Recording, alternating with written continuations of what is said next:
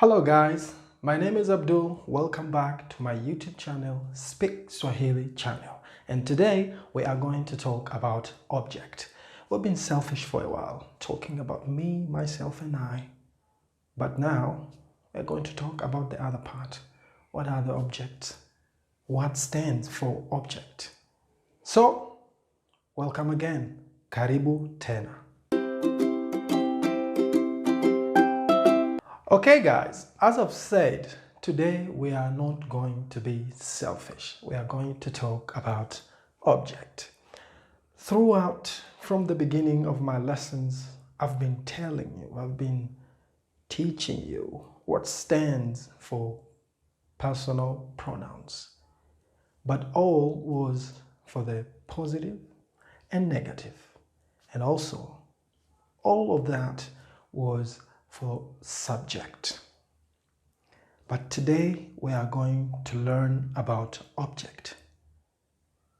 It might seem a little bit confusing because I will combine all of those past lessons in one lesson.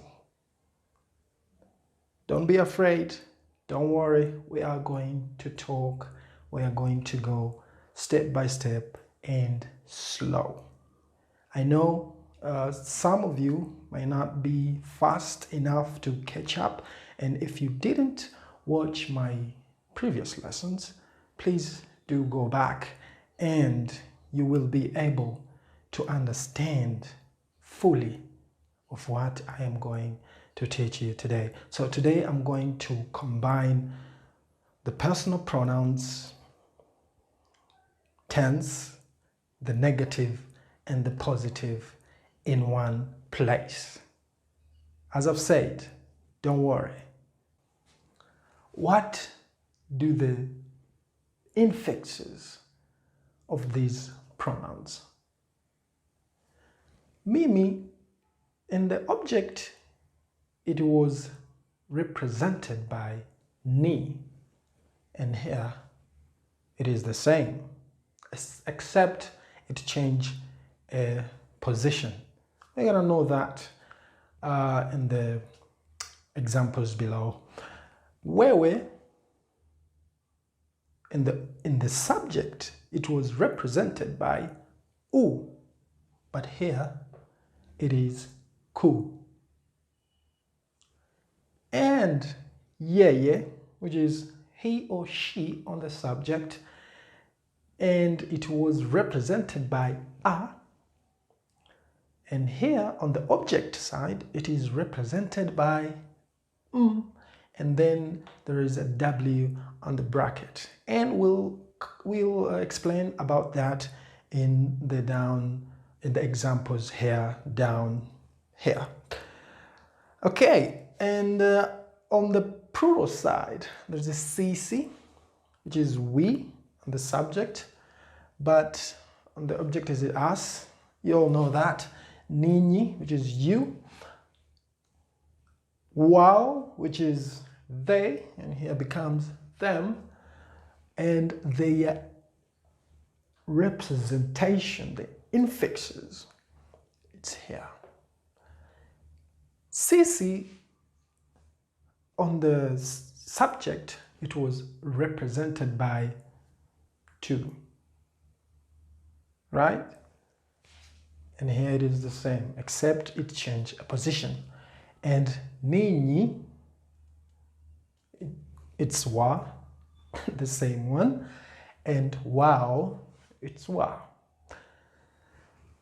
Don't worry, as I've said, the examples here, I'll explain more about that. So let's go straight to the positive present. This is positive present, and we have the negative present. So here in the examples, ananipenda, yeah, ananipenda, it means he or she loves me. Ananipenda. The word penda here, it is love. Penda, napenda, I love. Napenda kula chakula. I love eating food. Napenda simba. Ninapenda simba. I love lions. So, ananipenda, he loves me. Here, as I've said, it is the subject, and this is the object, and this is the verb. It's here, ni, it's here, and na, it is the present. Na, it is the present. Penda, as I've said, it is love. And when you come to the same sentence, but on the negative, and it's the present, don't be confused. It is the negative, it's the same sentence, but how do you use it on the negative and talk about subject and object, but in present time? And here you can see hanipendi. Remember, on my lesson, I've talked about in present time, on the negative, you change the final R to I. This R here. The final R of the stem of the word to I. So the time is shown by this change of the letter I. This tells me he is talking about present time. So hanipendi, he doesn't love me. It is he or she. She doesn't love me, or he doesn't love me. It is hanipendi. Remember, we don't use gender here. And ni, it is the same ni here, which is here, it's me, and which is right here. Hanipendi. So he doesn't love me. Okay, I'm going to tell you about this last example at the end of this episode. As you can see here, the M has a bracket, and this has its own two different examples, which one of them combine M and W, and one of them doesn't have a W. In the positive past, I've used a different pronouns. Wali wapenda. Wali wapenda. They loved them. Remember, li here represent past. If you didn't, as I've said, go back to my previous tense episode. Li here, wali wapenda. Were they, were them, except the position. Li is the time. Penda is love. So they loved them. Wali wapenda. In the negative, how do you say that in negative? Hawakuwapenda. Hawakuwapenda. They did not love them. They didn't love them. As I've said, they didn't. This ku here is for past, negative past. Ku here. Wa, it's the same wa of here and wa of here.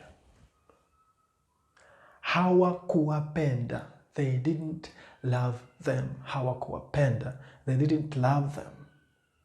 They hated them. Waliwachukia.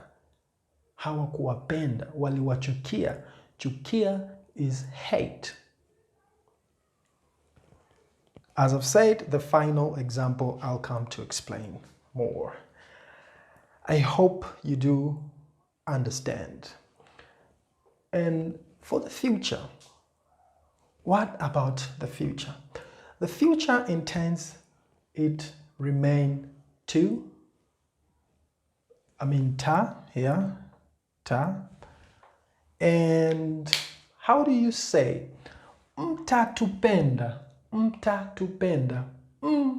It's you, mtatupenda. You will love us. To here, it is us, to us, which is here. Mtatupenda. And you will love us. You will love us. Mtatupenda. Whether you like it or not, mtatupenda, for the job that we are doing right here. So, what do you say that in negative and future? Hamtatupenda. You will not love us. Hamtatupenda. You will not love us. No matter what we do, hamtatupenda. So, to, it is us. You will not. Hamta, because will, it is ta here, and not, it's here. Swahili is very easy. It's very easy.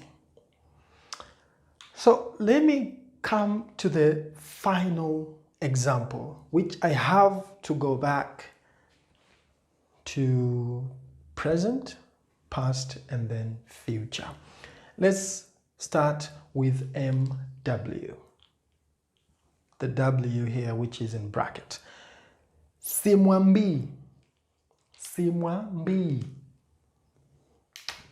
Simwambi here. The word here is ambia, which we're going to see it in the next examples, the same one. Simwambi. I am not telling him. I am not telling him here. I am not telling him. Simwambi. I'm not telling him. As we said, in the present, this are becomes I.